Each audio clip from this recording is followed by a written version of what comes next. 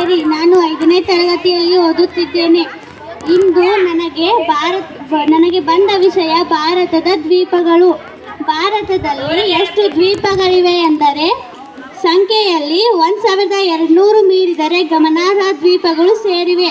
ಅವು ಅಂಡಮಾನ್ ದ್ವೀಪಗಳು, ನಿಕೋಬಾರ್ ದ್ವೀಪಗಳು, ಲಕ್ಷದ್ವೀಪಗಳು, ಎಲಿಫೆಂಟಾ ದ್ವೀಪಗಳು, ರಾಮೇಶ್ವರಂ ದ್ವೀಪಗಳು, ದಿಯು ದ್ವೀಪಗಳು, ದಮನ್ ದ್ವೀಪಗಳು, ಮೇರಿ ದ್ವೀಪಗಳು, ಮಜುಲಿ ದ್ವೀಪ, ನೀಲಿ ದ್ವೀಪ.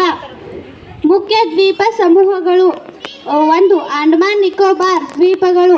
ಇದನ್ನು ಬಂಗಾಳ ಕೊಲ್ಲಿ ಎಂದು ಕರೆಯುತ್ತಾರೆ.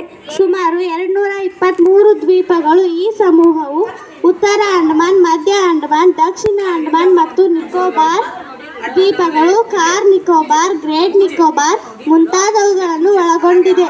ರಾಜಧಾನಿ ಪೋರ್ಟ್ ಬ್ಲೇರ್. 2. ಲಕ್ಷದ್ವೀಪಗಳು. ಇದು ಅರಬ್ಬಿ